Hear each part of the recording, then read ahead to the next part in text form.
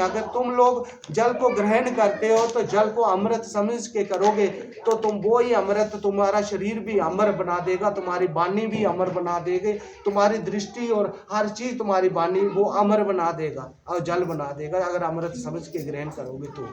अगर भोजन को ग्रहण करोगे तो जिस हिसाब से तुम श्रद्धा और भाव बना के रखोगे तो उसी हिसाब का वैसा ही भोजन बनेगा। जितने क्लेश और कष्ट और अपने जीवन के तुम्हें याद आएंगे, तुम्हारे मन में चल रहे होंगे और जितने भी तुम परेशानियों में फंसे होगे तो तुम्हारे परेशानियों का जितना भी क्लेश होगा, अगर तुम खाना बनाते ये चीजें तुम्हारे अंदर आ गई तो वो सारा विष खाने के अंदर मिल जाएगा। और जब तुम उस खाने को, अन्न को ग्रहण करोगे तो वो सारा असर तुम्हारे शरीर को हो जाएगा, तुम्हारे कष्ट बढ़ते जाएंगे, वो कम कभी नहीं होंगे।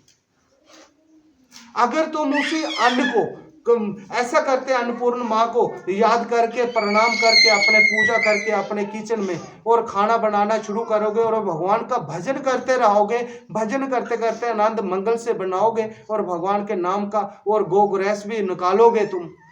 तो समझ लेना तुम्हारा जीवन जो है वो सफल हो जाएगा और तुम्हें वो ही अन्न इतना शुद्ध बना देगा, तुम्हारे अंदर से क्लेश और कष्ट और बीमारियों को सबको हटा देगा वो ही अन्न। क्योंकि अन्न शुद्ध खाओगे तो तुम्हारा मन शुद्ध हो जाएगा। अगर तमसी चीजों को इस्तेमाल करोगे तुम खाने पीने वालों के तो तुम्हारा जीवन जो है बेसफल हो जाएगा।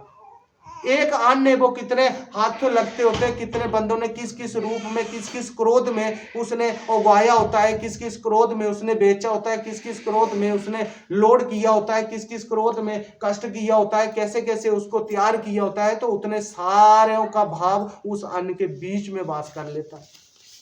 आखिरकार जो सत मनुष्य जिसको पूरे भेद का पता होता है तो वो सारे असर खत्म करके जो पान जल को भी अमृत समझ के ग्रहण करता है और अन्न को भी मतलब अच्छी तरह से उसको पहचान के जो बंदा ग्रहण करता है तो वो सारे प्रभाव पिछले खत्म हो जाते हैं। जब प्रभु का सिमरन भजन करते करते तुम बनाते हो तो प्रभु क्या करते हैं, भगवान क्या करते हैं कि उस अन्न को अपनी कृपा करके उसमें अपनी आशीर्वाद देके उस अन्न को तुम्हारे के लिए अमृत बना देता है। जैसा तुम अन्न खाना लगोगे तो तुम्हारे शरीर की वैसे ही बीमारियां भी खत्म होना शुरू हो जाएंगी और तुम भी ठीक होना शुरू हो जाएंगे और तुम्हारे हर शुद्धि बुद्धि बात करना हर चीज तुम्हारी इंद्रियां सारी खुल जाएगी। उसके बाद जैसे खुलने लगेगी तो उस वक्त इंसान को किसकी जरूरत होती है, सतगुरु की। जो सतगुरु होगा तो जो मार्ग दे देगा उसके जीवन का और उसके जीवन में किया कराया उसके